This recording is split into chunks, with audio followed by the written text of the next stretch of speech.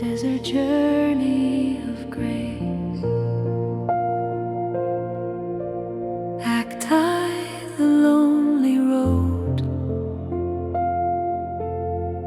night deepened over the desert, casting a mysterious shroud, as soft rain whispered tales of grace and redemption. Still unseen, Miriam sat at the back of the rickety old bus, tracing patterns on the fog window with fingers that trembled slightly from cold and unresolved. Longing around her, the bus, a relic of simpler days, with worn seats and a creaking floor, bore the silent testimony of countless journeyers, each with stories untold. Miriam clutched a scarf from her grandmother, its fabric soft and worn, imbued with a comforting memory that clung to her like a long-lost embrace. Outside, the arid sand surrendered to winter's rare breath, painting the landscape with muted hues of God's subtle artistry, where the wind's gentle sigh was the only witness to the transition of seasons. As the bus trudged through the blanket of darkness that had settled over the world, Miriam's gaze met that of a fellow passenger, a solitary elderly man holding a thermos, its steam spiraling heavenward like a silent prayer. Their eyes connected briefly, an unspoken understanding kindled by shared solitude. Every moment felt sacred, infused with an undeniable presence, a reminder of the divine, even in isolation, as though they were both characters in a larger narrative penned by an unseen author. A stranger's wisdom. The bus shuddered to a halt, the engine's groan echoing through the still night. The conductor, with a weary nod, murmured of delays. Passengers sighed, their breath mingling and dissipating into the cool air. A chorus of wearied spirits confined in a metal shell. The man with the thermos, sensing the growing unrest, approached Miriam, offering her tea with a kind smile. His eyes crinkled with gentle sincerity. Grateful, Miriam accepted, cradling the cup in her hands, feeling the warmth seep into her fingers and travel to her core. Introducing himself as Elijah, the man's voice was rich with a wisdom that felt ancient and deeply rooted. With a tender patience, he offered a verse from his pocket Bible, its pages worn soft by time and touch. He heals the broken-hearted and binds up their wounds. These words ignited a flicker of warmth in Miriam, stirring a familiar longing and ache she had stifled for too long. Once desolate, her heart noticed tiny shoots of grace pushing through the soil of her soul. Closing her eyes, she whispered a quiet cry to the Lord of mercy, her words barely audible amidst the symphony of raindrops. God, I am lost, she prayed, her voice a ripple in the still night, woven with desperation and yearning. I don't know the way back to you, please show me how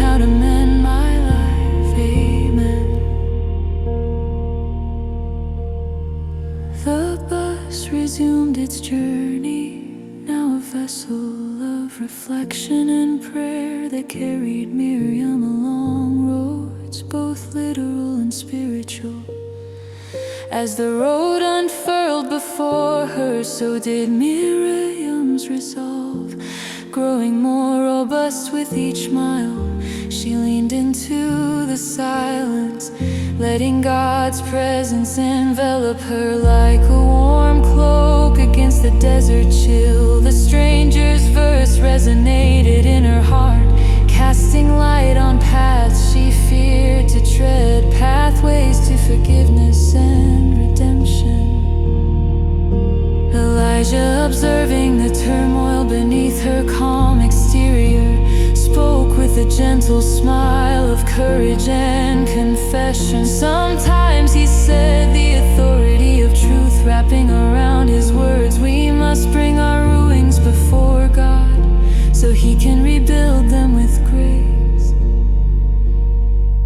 His words pierced through her uncertainty, a beacon guiding her to truth. It was as if the Holy One himself whispered to her spirit, steering her toward integrity and healing. She realized she needed to confess her burdens, to lay them bare before the Almighty, trusting in His boundless mercy. Miriam prayed again with a heart poised and ready for transformation. Lord, grant me the courage to confess. Let your light shine upon my darkness. I seek your forgiveness and the strength to make things right. Amen. As dawn touched the horizon, painting the sky with hues of indigo and tangerine, the bus reached its destination. Miriam stood, her spirit lighter, her heart echoing the rhythm of new beginnings, each beat a reminder of God's faithfulness and the promise of renewal. Before parting, Elijah pressed a small carved cross into her palm. Its wood smooth and cool. God's grace is sufficient, he said, his words abound. It's suitable.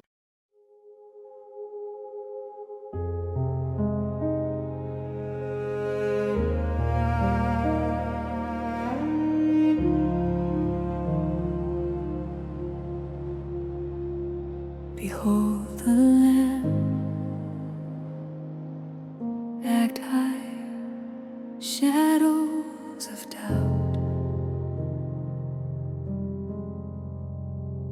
The ancient cathedral stood solemn under the darkening sky, its towering spires piercing the clouds,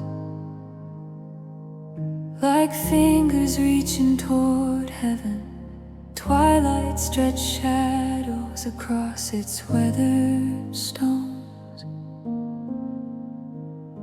where intricate carvings, lovingly crafted by hands long returned to dust, were worn smooth by time. Soft rain kissed the cathedral's surfaces with a gentle lyrical hum, like a lullaby sent from the heavens inside, where the world seemed to hold its breath. Young seminarian Thomas sat alone in the chapel, seeking solace beneath the sanctuary lamp's flicker. The silence of the empty pews magnified his inner turmoil, while dim orange hues from the stained glass cast a kaleidoscope of colors across the worn stone floor. Thomas Thomas clutched his hands together, battling deep-seated doubt that rooted him to the spot. Training for the priesthood, it raised specters of questions he couldn't answer, shadows of fear he couldn't dispel. Was he truly called to this path? Did his heart truly know its own desire? In his distress, he whispered into the silent fastness, Lord of mercy, if you are truly guiding me, give me a sign. I feel lost and unworthy of your grace. Help me see the truth. His voice, fragile and tremulous, echoed briefly before dissolving into the sacred stillness, leaving only the rain's soft symphony to cradle his unresolved yearning. It was as if the cathedral itself held its breath, listening.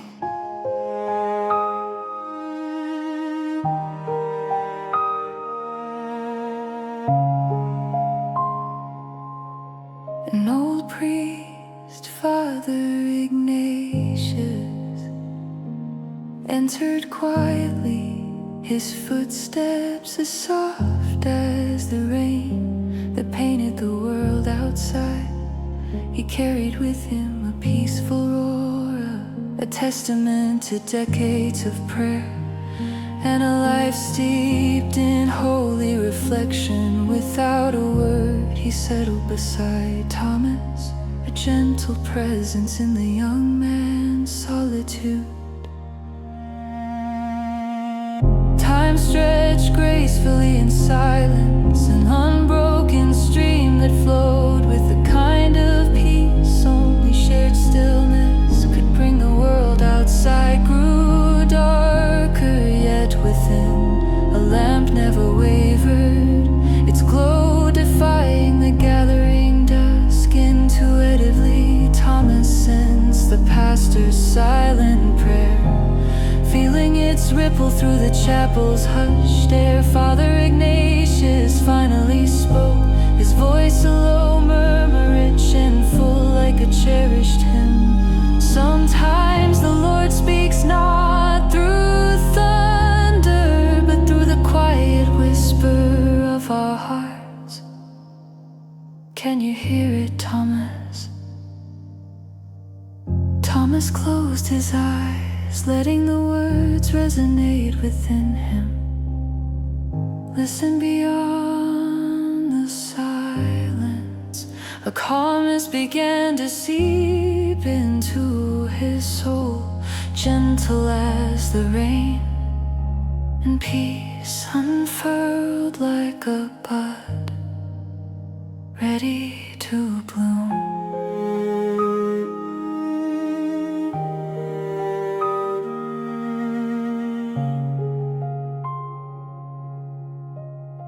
Listening in the rain. After Father Ignatius departed, Thomas remained bathed in the chapel's warm amber glow, a sanctuary both protective and inviting. The sacred space around him whispered of sacred stories and ancient prayers. He felt a pull to leave and stepped into the soft rain, now a cleansing balm beneath the expansive dark sky.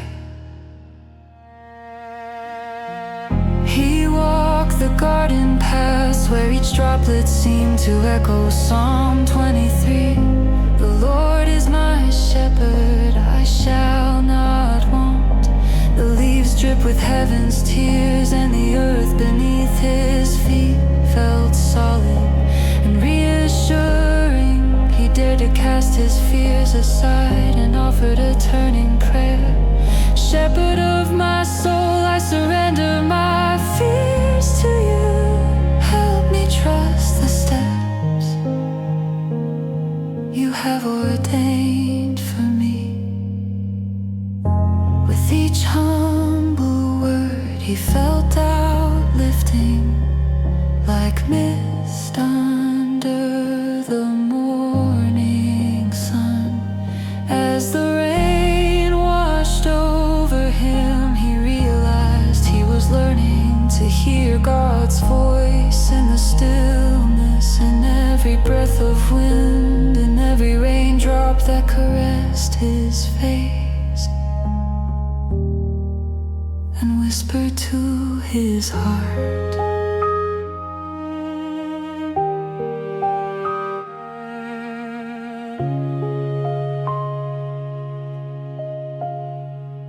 The chapel's windows glowed soft orange against the night, a beacon promised